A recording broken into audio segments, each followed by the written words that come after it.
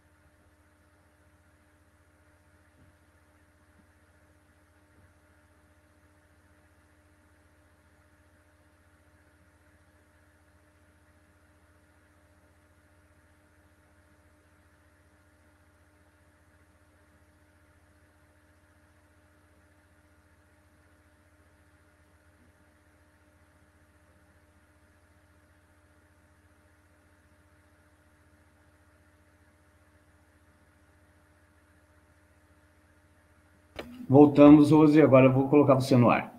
Tá.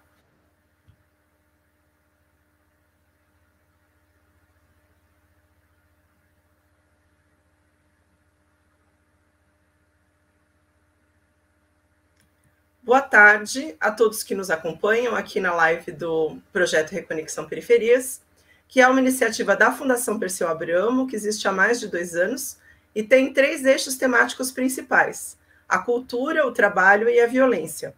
O projeto conta hoje com mais de 800 organizações da sua rede, e para acessar a revista Reconexão Periferias, outros materiais, as pesquisas, basta acessar o site da Fundação Perseu Abramo. Essa nossa conversa ao vivo sempre vai ao ar às terças-feiras. E hoje nós vamos falar de uma tragédia que voltou a acontecer no Brasil nos últimos meses. O inquérito sobre insegurança alimentar no Brasil, realizado pela Rede Brasileira de Pesquisa em Soberania e Segurança Alimentar e Nutricional, mostra que mais da metade dos brasileiros, 55%, estão nessa situação de insegurança alimentar. São 116 milhões de pessoas que não sabem se terão alimento nos próximos meses e que relataram algum nível de privação de qualidade, de quantidade de alimentos entre outubro e dezembro. E destes 116 milhões, 19 milhões estavam em insegurança grave. Eles passam fome. E para tratar desse tema, nós recebemos hoje aqui o Douglas Belchior, que é professor de História, fundador da Uneafro Brasil. Ele é membro da Coalizão Negra por Direitos e é coordenador de articulação do Fundo Brasil de Direitos Humanos. E a Tamires Sampaio, que é secretária adjunta de Segurança Cidadã de Diadema e diretora do Instituto Lula. Boa tarde, gente. Tudo bem com vocês? Eu vou começar falando com vocês, fazer uma pergunta para vocês dois sobre essa situação que a gente está vivendo hoje. Há quem queira atribuir, que esteja atribuindo, né, na verdade, a fome apenas à pandemia que se abate no Brasil, que é muito grave, né? O Brasil continua recordista mundial de mortes e sem nenhuma medida, nenhuma política concreta para combater a pandemia. Mas também no passado, quando existia uma situação de fome muito grave no Brasil, se dizia que era devido à seca. Eu queria saber como que vocês veem essa questão. A situação de fome que se abate principalmente sobre as populações periféricas, ela decorre apenas da pandemia? Começando pelo Douglas. Muito obrigado, Rosimeire. Boa tarde para todo mundo. Querida Tamires, minha amiga querida, secretária, muito bom estar aqui com você, todo mundo que está acompanhando. Bom, a culpa da fome, da miséria, é do vírus? Acho que não. Eu tenho elementos para dizer que não. Tem um autor que eu, como a Tamires bem conhece, o Milton Barbosa, é um militante histórico do movimento negro brasileiro, fundador do MNU aqui de São Paulo. Ele sempre, quando tem oportunidade, repete para os mais jovens assim. E eu fui um jovem um dia, tendo o Milton como referência. Ele dizia, olha, tem que ler os livros clássicos para entender a realidade brasileira, a realidade do mundo. E tem que ler, Léo Huberman, tem que ler A História da Riqueza do Homem. A História da Riqueza do Homem. Não há riqueza que não seja fruto da exploração, e essa riqueza, essa super concentração de riqueza, gera naturalmente a pobreza, né? A riqueza, para existir, ela precisa de torneiras fechadas num ambiente muito mais amplo que sustenta a boa vida daqueles que têm muito recurso. O Brasil é um país fundado na desigualdade, na má distribuição das oportunidades, fundado na escravidão e depois, no período pós-escravidão, num formato de sociedade que sempre privilegiou aqueles detentores do patrimônio. Então, o que a gente vê na pandemia é uma radicalização, ou um momento de radicalização de uma permanente brasileira, que é o fato de que as desigualdades sociais estruturadas pelo racismo no Brasil geram a fome. E nós já tivemos períodos em que o Estado, como gerente dessa sociedade, fez iniciativas para diminuir essa diferença, enfrentar as diferenças sociais com políticas dirigidas, e tivemos momentos em que o Estado foi parceiro, na maior parte da história brasileira, o Estado brasileiro sempre andou de mãos dadas com a sua própria natureza.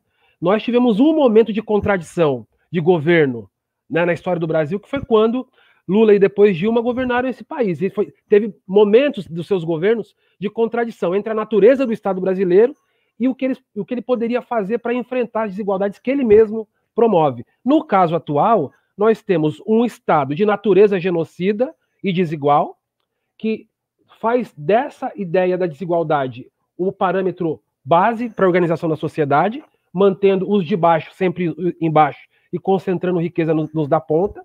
Isso concilia com um governo, com uma direção, com um executivo que é explicitamente, radicalmente genocida e defensor dessas desigualdades. Então, isso, num panorama de pandemia, explode, como que a gente está vendo agora. Então, explode em todas as esferas. A gente teve violência policial, violência contra as mulheres, violência contra a criança e adolescente crescendo durante a pandemia.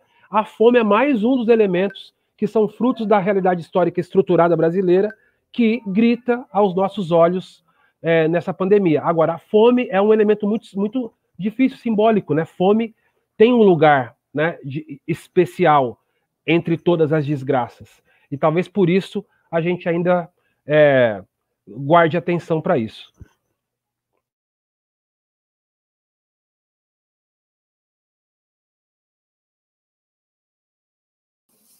Ô, Rose, você tá com o microfone desligado. Desculpa, falha básica, né, de todos nas lives. Obrigada, Douglas. Você fez uma reflexão muito importante sobre a situação da desigualdade, do agravamento da fome, né, que não é exclusivamente culpa do vírus, como você disse, e ainda mais num país como o Brasil, que é produtor de alimentos, um dos principais produtores de alimentos do mundo. Eu gostaria agora de pedir para a Tamires falar sobre esse mesmo tema. Por favor, Tamires. Obrigada. Eu queria, antes de tudo, agradecer o convite para participar dessa live, né? O PC que convidou, junto com o companheiro e amigo Douglas. Saudades demais, né? Esse momento de pandemia é muito louco, né? Porque a gente está fazendo essas atividades online várias, né? A gente que é acostumado a se encontrar em audiência pública, em manifestação, em reunião, em ato, em debate, agora está tendo que aguentar esses encontros sendo intermediados por essas telas, assim, né? Mas mesmo assim, eu acho que são momentos que confortam, assim, também, né? Muito legal estar podendo aqui falar junto com você, Douglas.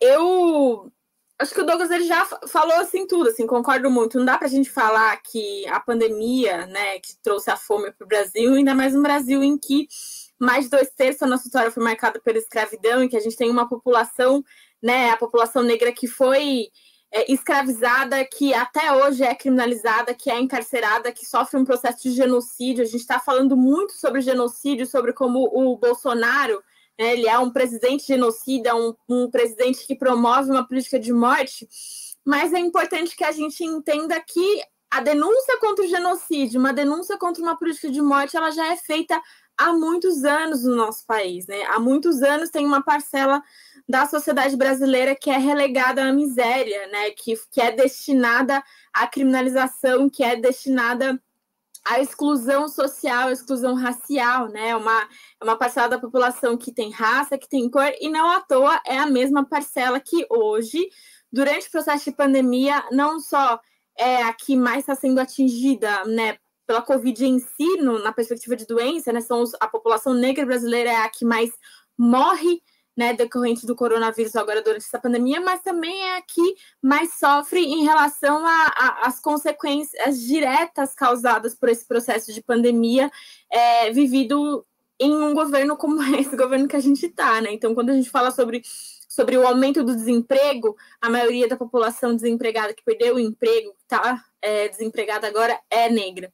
Quando a gente fala sobre o aumento da fome, eu estava vendo um dado, acho que são mais de 120 milhões de brasileiros estão durante esse último ano, por conta da pandemia, estão num processo de insegurança alimentar. Desses mais de 120 milhões, a maioria é negra. E isso tem um reflexo que não é por conta, né, não é apenas só por conta da pandemia da Covid agora, é um reflexo por conta da estrutura social, por conta do racismo, né, e de como essa população, historicamente, já há muitos anos, há séculos no nosso país, né, sofre desse processo de desigualdade social, desse processo de criminalização, desse processo de exclusão como um todo. Assim. Então, concordo muito quando o Douglas fala que a pandemia, na realidade, ela veio para escancarar e agravar ainda mais, né? Quando a gente fala sobre genocídio agora, eu sempre falo assim, olha, a gente está falando sobre um genocídio que acontece aqui no nosso país já há muito tempo.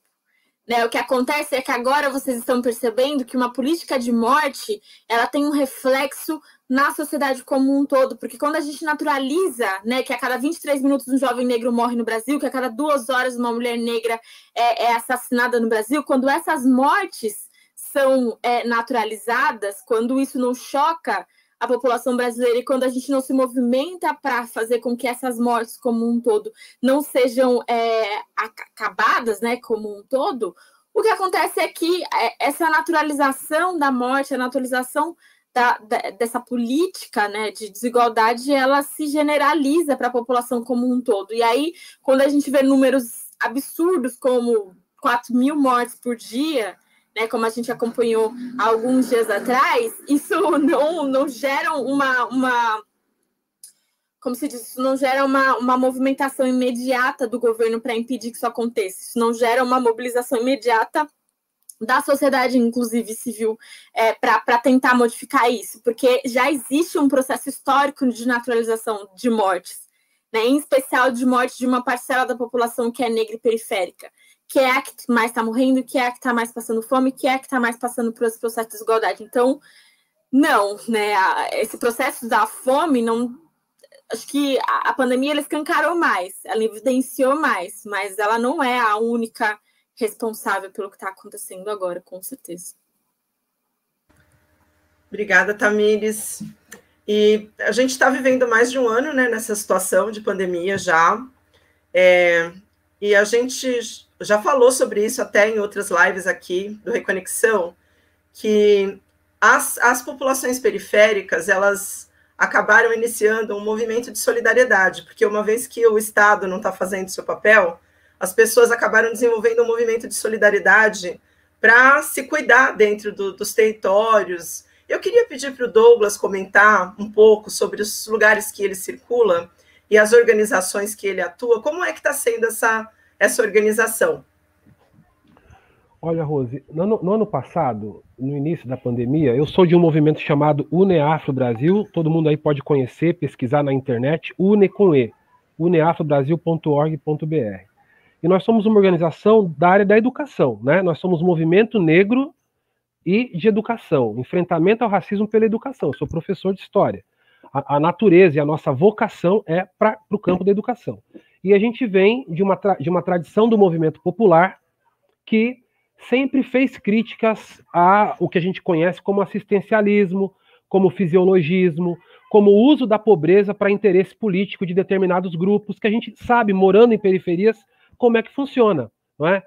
Os serviços públicos não funcionam, as pessoas vivem na miséria, e o acesso a serviços e a direitos vira uma barganha na mão do político local. E o acesso à comida, a gás de cozinha, até mesmo ao pagamento do velório, muitas vezes depende, no território periférico, pobre, favela, daquele cara ligado à política, daquele cara ligado a determinado grupo. E então a nossa educação, nós somos de uma tradição em que não se dedicou a fazer esse tipo de ação, para além da nossa própria cultura de solidariedade, que isso sim é verdade, a gente sempre foi muito colaborativo. Pobres precisam colaborar entre si, senão vão passar necessidade. Então, aquela cena do vizinho pedindo a ferramenta emprestada ou o potezinho de açúcar e de café é corriqueiro. Aquela senhora, aquela família, que é a liderança comunitária, que reúne os vizinhos para levantar cesta básica, alimentos para aquele outro vizinho que está precisando muito naquele momento, isso é da nossa tradição, né? Da solidariedade, da comunhão, que é marca do próprio povo pobre, do povo brasileiro.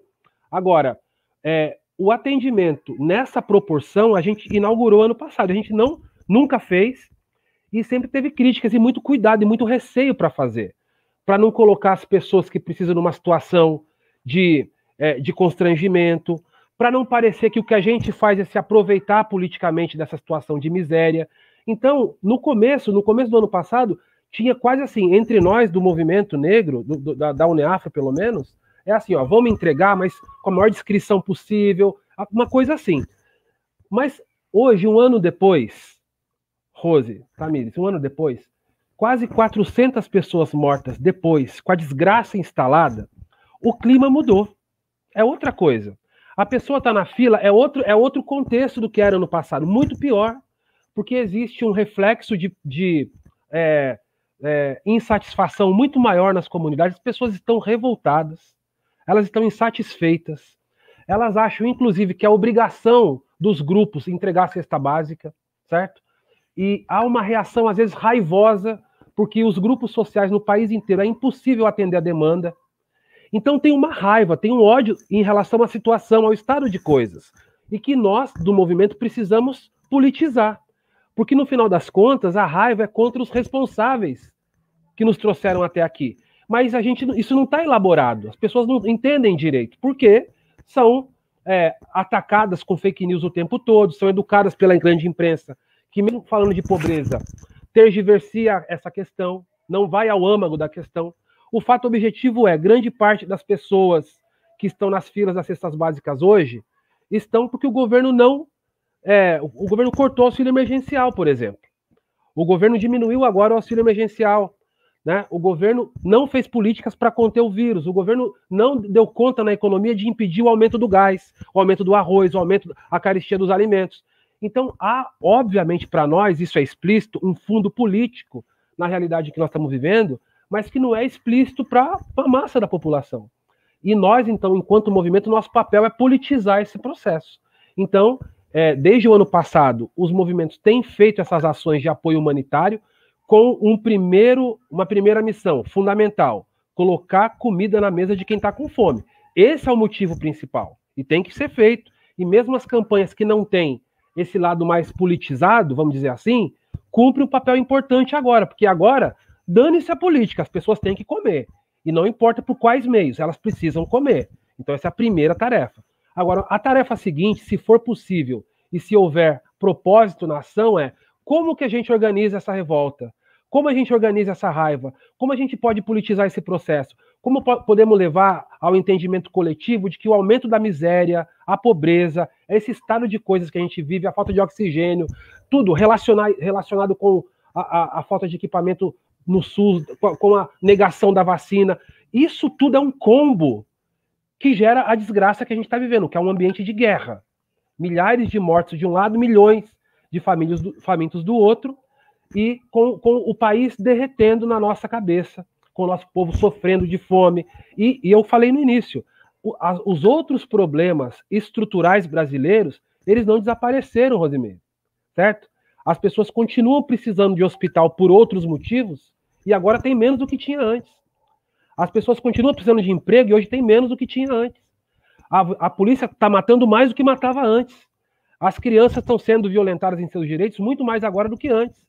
Então, em toda a esfera da sociabilidade e em todas as dimensões de lutas que nós fizemos, o Campo Popular fez nos últimos 30, 40 anos, se já havia antes da pandemia um retrocesso político nessas agendas, agora ele está radicalizado. Mas tem um elemento, eu termino com isso, sobre o qual nós temos que debruçar, que é a insatisfação popular. Porque, né, e aí eu sou preto, sou de movimento negro, mas eu reconheço que o método do Marx, ele dá conta, ele é importante, o método, né? O conteúdo e a forma, nós temos que refletir. Agora, a insatisfação, a desigualdade e a violência e o sofrimento a que o povo é imposto ao povo, isso deve servir, sim, como um elemento de discussão política, de provocação para a organização, para reagir a esse estado de coisas. Eu acho que essa é a grande tarefa que nós temos. Muito obrigada, Douglas. E pegando um pouco o gancho, né, do que o Douglas estava falando, Tamires, são muitas faltas, né, que se acumularam agora com a pandemia, né? Falta saúde, falta hospital, falta vacina, e agora falta muito comida também nos territórios periféricos, e ao mesmo tempo tem essa situação de isolamento que está dificultando muito a organização, né, dos movimentos. Eu gostaria que você falasse um pouco como que a sua organização vê esse momento e como as populações periféricas estão se organizando para superar esse desafio que a gente está enfrentando. Rose, olha, eu posso responder essa pergunta, eu acho que em diversas camadas, assim, porque assim como o Douglas, né, eu sou militante do Movimento Negro pela CONEM, a Coordenação Nacional de Entidades Negras, que aqui em São Paulo tem várias organizações, mas posso citar a Soweto, né, a organização negra, que durante a pandemia também teve no início, assim, né, um receio em relação a entrega de cestas básicas. A gente participou, fez campanha, entregou campanha, inclusive junto com a Cruz Vermelha, mas também com todo cuidado, sem falar, porque existe uma crítica muito grande em relação às políticas assistencialistas, né, e tinha um medo, né, inclusive das entidades do movimento negro, de trazer essa questão, assim, né, de se colocar isso, né, de acabar promovendo políticas que a gente, no fundo, criticava, né, de falar, putz, né, entregar uma cesta básica não vai resolver o problema da fome, né, no Brasil, não vai resolver as desigualdades estruturais que a gente tem, mas esse processo de pandemia que a gente está vivendo, né, esse momento de desigualdade, essa crise, né, econômica, social, enfim, política que a gente está vivendo, acho que atingiu um nível tão grande que é como o Douglas comentou, assim, não se trata mais de política assistencialista, sabe? As pessoas estão morrendo de fome, né, em casa, e assim, a gente tem um governo que é genocida, e tem governo genocida nas 3 esferas, se a gente for pensar aqui em São Paulo, né? O governo federal, estadual e o municipal, né? Os 3 governos são governos que promovem uma política de morte, cada um do seu jeito, né? Porque aí tem gente que fala, mas o Dória brigou pela vacina, ok, mas tanto o Dória quanto o Covas, que são do PSDB, quem é daqui de São Paulo conhece a política do PSDB contra a população negra, contra a população da periferia, né? Eles não decretaram lockdown, eles não garantiram auxílio emergencial para a população, eles não garantiram alimentação, não isentaram as taxas, né, de água, luz, para que as pessoas pudessem ficar em casa. Isso não aconteceu. Então, eles, na prática, eles estão alinhados aos empresários, eles estão alinhados ao poder econômico, que é a única preocupação do governo federal, assim como do estadual e do municipal. Assim, aí nesse cenário, né, em que quem deveria estar promovendo as políticas públicas, que é o Estado, né, que são os representantes dos governos, não fazem, o movimento social, e aí em especial o movimento negro, o movimento periférico, que é o movimento que tem, né, como uma das suas principais características a solidariedade, porque a gente sabe que é junto que a gente tem a nossa força, né, é o Ubuntu. Não é uma palavra apenas, né? Essa coisa de sou o que sou pelo que somos, né? É uma prática diária, né? Uma organização nossa. Então, a gente também participou de campanha, promovemos campanha, entrega de cestas básicas, então posso falar, né, em relação ao que aconteceu em torno do movimento negro. Eu sou diretora do Instituto Lula, né? No Instituto a gente tem um processo de avaliação mais agora, né, e construção de políticas públicas. Então, para nós, do Instituto, a gente vê com muita preocupação o que vem acontecendo no Brasil, porque para quem viveu, né, anos em que o Brasil se tornava referência mundial de combate à fome no mundo, com o programa Fome Zero, né, que foi implementado durante o governo do presidente Lula, e agora a gente está acompanhando, né, passar por um momento de pandemia, e só que dessa vez o Brasil está sendo como referência, mas a referência da morte, né? A referência de como propagar cada vez mais o vírus e colocar a população cada vez mais em risco, né? Então, acho que na perspectiva do Instituto tem essa lógica assim, muito mais de pensar a política pública, de pensar o que a gente já implementou e o que poderia na prática tá acontecendo aqui. Né, uma outra perspectiva que eu também posso trazer aqui, que eu estou como secretária adjunta de Segurança Cidadã, Segurança Pública em Diadema, né, e a Prefeitura de Diadema tem um coletivo de participação popular que envolve as secretarias e envolve os movimentos sociais da cidade, e nós, né, da Prefeitura, a gente tem promovido um programa, um movimento, né, uma campanha de combate à fome, né, que a sua vida importa. Para mim, já era uma campanha em relação ao coronavírus, né, para incentivar as pessoas a ficarem em casa, se imunizarem, se cuidarem, e a sua fome me incomoda. Então, a gente tem feito coleta de alimentos e o mapeamento das principais famílias, né, que são mais carentes na cidade de Diadema, e fazendo essa distribuição também, porque é isso, assim, e esse que é um papel de um governo que se diz, assim, né, que se entende minimamente democrático, né, na minha avaliação, assim, que minimamente se importa com a população, sabe? Então, é o que a gente tem tentado fazer, essa campanha de arrecadação de alimento, de mapeamento das famílias, de tentar construir, seja através do alimento, seja através de políticas públicas, a possibilidade das pessoas se cuidarem, né, e não morrerem de Covid, mas também não morrerem de fome diante desse momento que a gente está.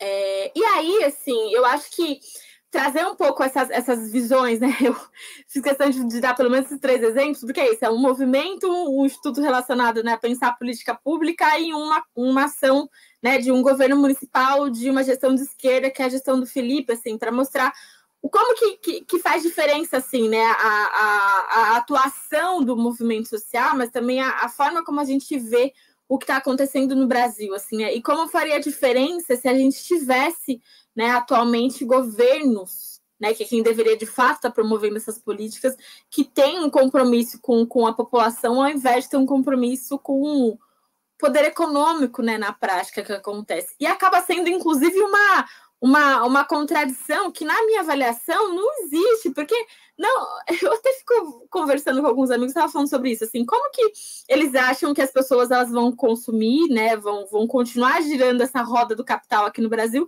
se elas estão morrendo, sabe?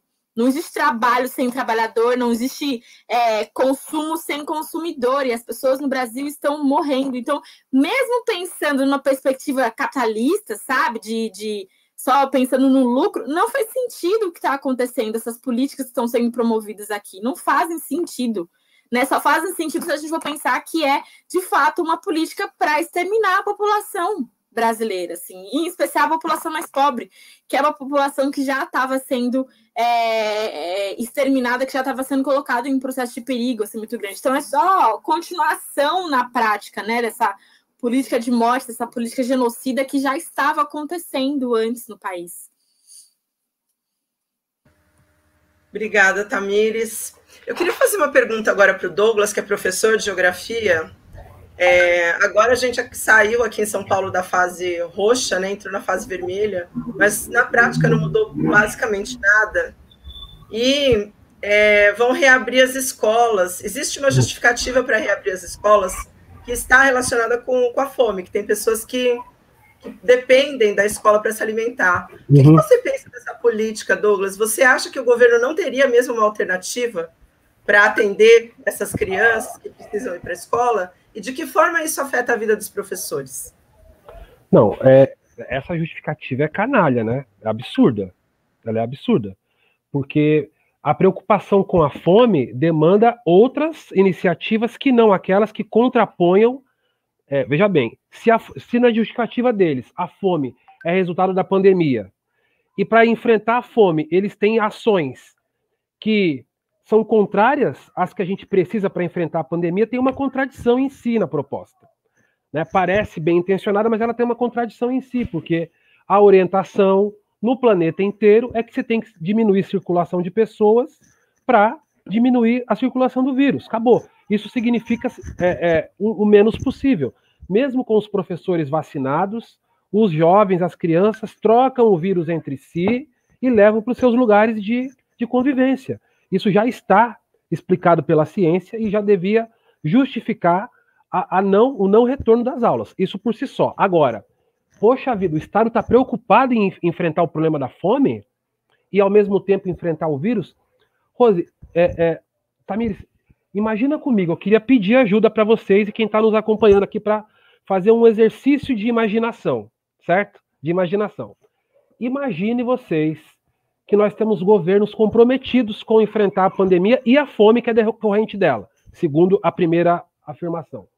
Então, a gente poderia, nos bolsões que eles chamam de, vou usar os termos deles, tá? Nos bolsões de pobreza, nas favelas, nos bairros perigosos, sabe como eles dizem? E assim, porque é esse povo que não pode deixar de circular, certo? Que lotam os ônibus, ou lotam os trens, esses aí, para esses, não tem limitação de circulação, porque o capital precisa dos seus empregados para continuar girando a roda.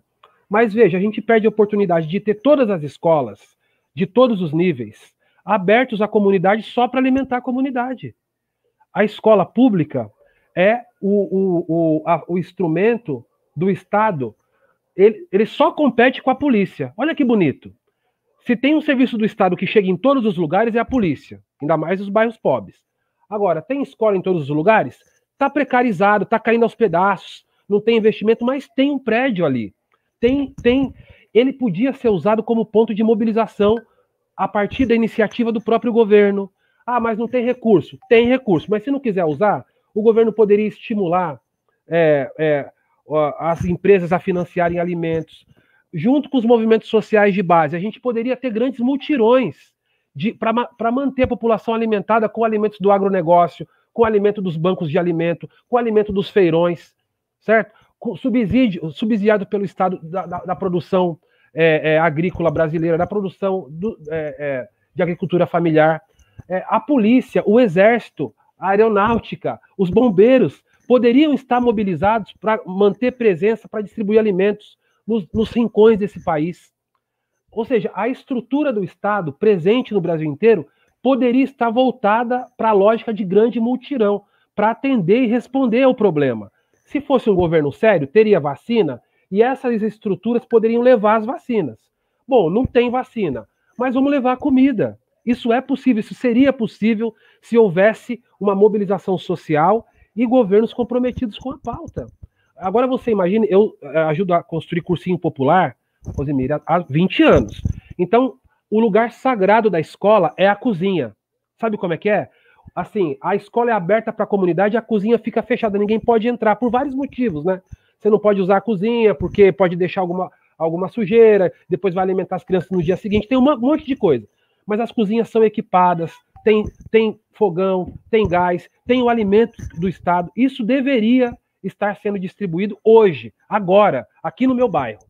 E se tivesse a escola aberta distribuindo alimentos, sabe o que teria na porta? Fila. Não precisa ter aula para as pessoas se alimentarem na escola. Então, o problema é político e é uma visão de sociedade que menospreza a vida desses que estão sofrendo nesses lugares.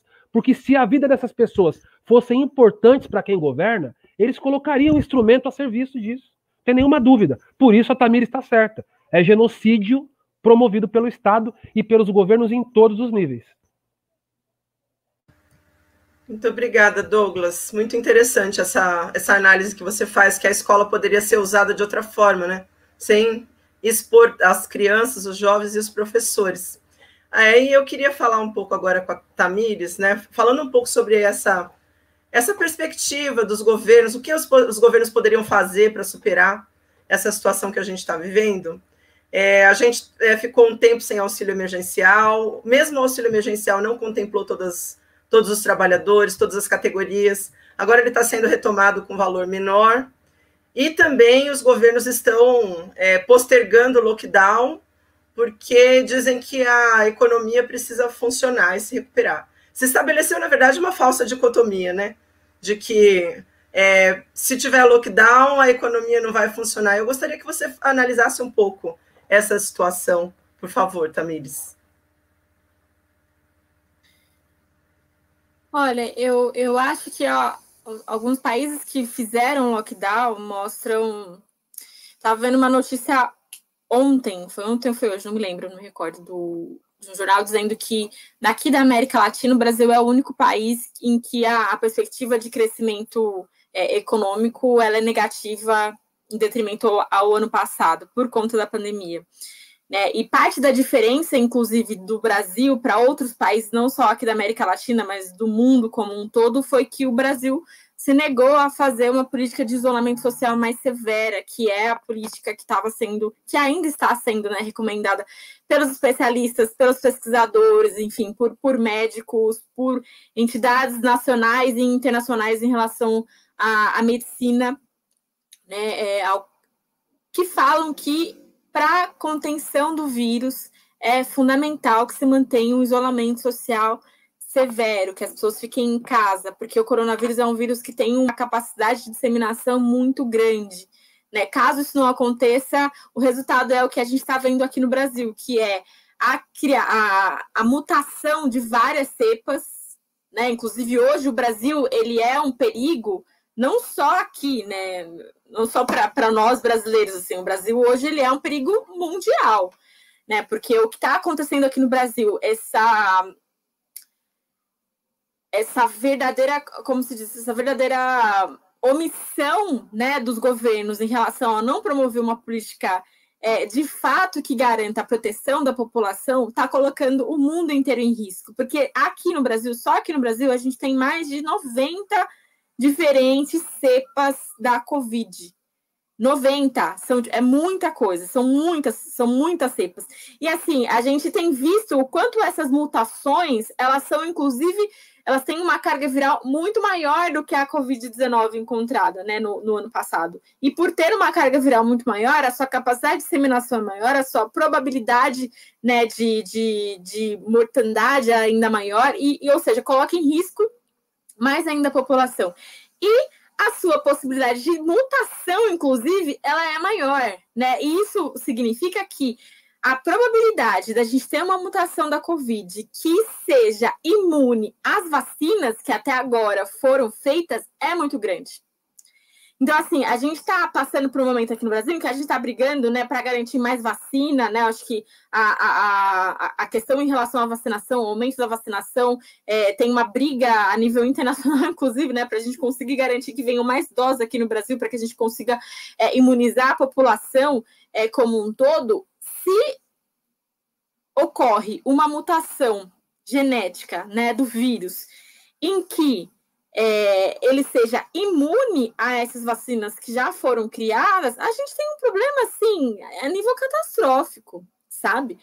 Porque aí até conseguir, né, os pesquisadores, até eles conseguirem formular uma outra vacina, elas serem aprovadas em todos os espaços, serem aprovadas aqui na Anvisa, e a gente conseguir imunizar, é uma possibilidade de uma pandemia ainda maior, ainda mais grave, com um potencial ainda mais perigoso se alastrar não só aqui no país, mas no mundo inteiro. Não é à toa que hoje, por exemplo, a França anunciou que os voos estão fechados. Eu acho que isso que está acontecendo na França vai se espalhar para a Europa inteira e para vários outros países, porque se você deixar esse trânsito, né, entre brasileiros ou pessoas que estão aqui no Brasil em outros países, é colocar os outros países em risco nesse cenário em que a gente está, sabe? Então, falar sobre proteção da economia, né, sobre garantia do desenvolvimento econômico para não promover o lockdown, na realidade é uma falácia, sabe? É uma falácia,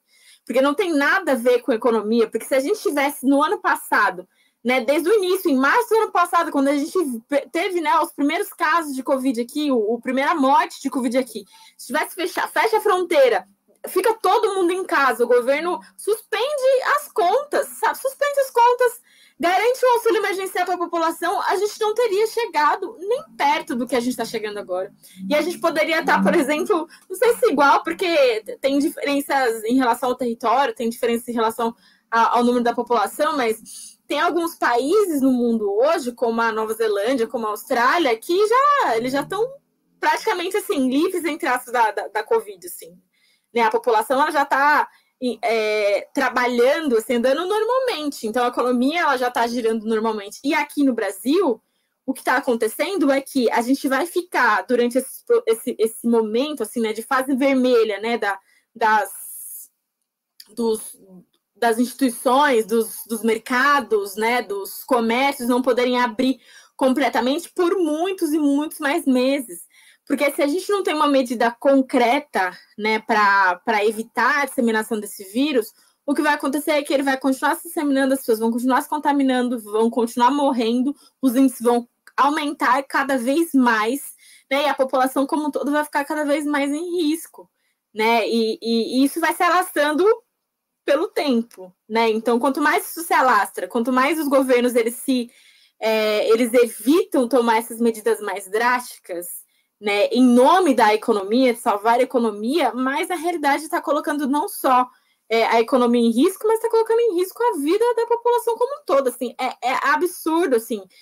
Todos os dias, a gente nos grupos de WhatsApp, eu fico até um pouco ansiosa de entrar no Facebook ou no Instagram, porque todos os dias estão pessoas lá lamentando a morte de um vizinho, de um amigo, de um parente. Todos os dias. Isso está assim, se aumentando cada vez mais. Né? No PT, que eu faço parte, nos movimentos negros que eu faço parte, todos os dias a gente tem a notícia de alguém que foi morto. Na semana passada, inclusive, a gente teve a notícia de uma jovem, sabe? Jovem de 28 anos, que é a Iris. 28 anos, morreu de Covid. Sabe? Então, não é sobre economia. Essas pessoas não estão preocupadas com economia na prática, elas estão preocupadas com o bolso delas. E aí, isso é bem perverso, porque na prática, né, enquanto milhões de pessoas estão na linha da miséria, enquanto milhões de pessoas estão morrendo de fome, enquanto milhões de pessoas estão morrendo, né, aqui no Brasil e no mundo inteiro, a gente tem ali uma parcela de milhares, né, de dezenas de famílias que estão enriquecendo e muito com a pandemia. Estão enriquecendo demais com esse processo de isolamento. Estão enriquecendo demais com essas mortes, inclusive. Né? Então, e aí são essas dezenas de pessoas, de famílias, né, que comandam o interesse do capital internacional e capital nacional aqui que estão ditando esse processo, sabe? Então é o bolso deles que está fazendo com que a vida da população como um todo seja colocada em risco, né? Uma perversão completa, né, do que deveria ser interesse público, porque na prática o interesse público é o interesse privado de dezenas, de poucas famílias brasileiras que já há muito tempo, que inclusive, né, devem ser herdeiras, né, do período escravocrata, herdeiros dos senhores de engenho, que herdam e que já estão acostumados com lucrar, com a miséria, com a morte, né, com o extermínio do nosso povo já há muito tempo. Obrigada, Tamires. Eu vou, então, perguntar agora para o Douglas. Você fez várias comparações, né, internacionais e falou, acho que a gente tem uma mistura bombástica, né, para alimentar esse genocídio, que é a falta de vacina com a falta de medidas para proteger a população do ponto de vista de ter o que comer, por exemplo, né? E a gente sabe que muitos países fizeram programas ousados para apoiar a população, para apoiar a indústria, para apoiar o lockdown, para apoiar essa situação de lockdown que acabou diminuindo a contaminação. E eu gostaria de perguntar, então, para o Douglas, o que ele pensa disso, assim, como o governo, que medidas a gente espera, os territórios periféricos esperam que sejam tomadas para que essa situação mude, por favor. As medidas são conhecidas, né? A gente tem cada vez mais ouvido os especialistas, a projeção dos especialistas é cada vez mais triste, né? Mais bombástica, assim, todo mundo que está nos acompanhando aqui deve acompanhar o noticiário, enfim, mesmo a mídia hegemônica não esconde a gravidade da situação que a gente está vivendo e as possíveis consequências caso as medidas não sejam tomadas. Então, agora, o problema é transformar isso em realidade, na vida real, dos mais pobres, de quem não tem comida em casa ou de quem está trabalhando, mesmo aquela parcela que não está desempregada, vai perder seu emprego se não sair de casa. Então, na verdade, a mobilização da sociedade brasileira ela teria que alcançar todos os níveis, inclusive os empregadores, para que eles pudessem deixar os seus funcionários em casa. E, quando a gente fala de serviços essenciais, manter só os essenciais mesmo, porque a lista de serviços essenciais, na verdade, é a lista dos serviços que não podem faltar para a roda do capital girar. Não é o serviço essencial para manter a sociedade minimamente atendida no que é básico, certo? Quer dizer, não pode faltar água na torneira. Então tem que ter lá um mínimo de trabalhadores na empresa distribuidora de água, de energia elétrica, de abastecimento de comida, certo? Um mínimo.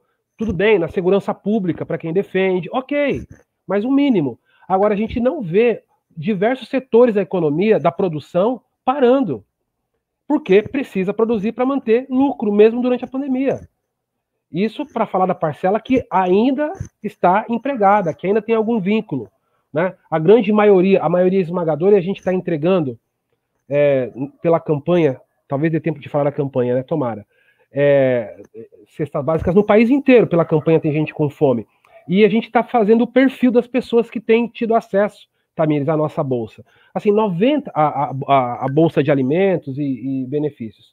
Mais de 90% das pessoas, 95% das pessoas que estão sendo atendidas por nós, elas não estão trabalhando, estão desempregadas de verdade ou dependem de um trabalho informal, nessas condições em que a gente está vivendo hoje. Então, é muita gente dependendo do auxílio direto. E é muita, ao mesmo tempo, insensibilidade dos governos que não respondem a isso. E as iniciativas, a gente tem exemplos, né? Mesmo vocês me ajudem aqui se eu estiver equivocado, mas acho que é uma administração do PT de Araraquara, não é isso? Que é, até pela mídia hegemônica, colocada como exemplo. Então, nós temos exemplos de boas iniciativas para enfrentar o caos. Agora, uma cidade não é um planeta distante do resto, né? Não adianta uma iniciativa poderosa num único lugar, num país continental como o nosso. Tinha que haver algo em grande escala, em escala nacional, haver diálogo entre os poderes. Esses caras que ocupam espaço no poder poderiam fazer uso da sua cota de humanidade, que eles fazem questão de usar pouco durante a vida, pelo menos usa agora, gasta tudo agora o que você tem de humanidade, governante, seja ele qual for, né? Mas alguns, gente, a gente deu azar de ter um na presidência da República. Não tem zero de cota de humanidade para usar. E a gente está vivendo isso agora.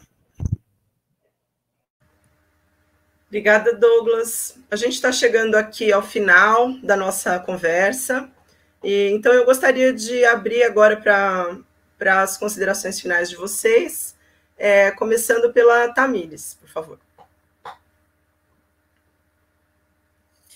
Eu quero agradecer o convite mais uma vez. Para mim, uma felicidade estar aqui ao lado do companheiro Douglas, de você também, Rose, parabenizar essa articulação da Reconexões Periferias. Eu já há muito tempo, assim, desde que a Reconexões foi criada, acho que foi um puta acerto do PC, né, e de todas as entidades e pessoas que construíram junto esse processo, porque esse diálogo, né, de pensar o Brasil, de pensar as periferias, de articular com os movimentos, de fazer esse processo junto com a cultura, inclusive, na minha avaliação, é fundamental. Assim, hoje eu acho que um dos principais problemas que a gente tem no Brasil está relacionado ao combate à fome. Esse é um tema que não é um tema que a gente consegue resolver em uma live, infelizmente, né? É um processo que a gente que demanda da gente, na realidade, muita articulação, né? Muita política pública, demanda um impeachment, demanda, enfim, uma série de ações que precisam ser feitas a nível nacional, estadual e a nível local,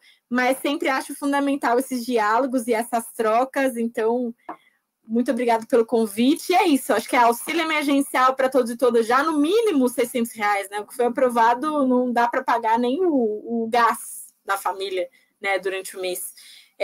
A vacinação para todos e todas, a gente precisa aumentar o índice, né, e a quantidade de vacinação e imunização da população brasileira. Isso é fundamental.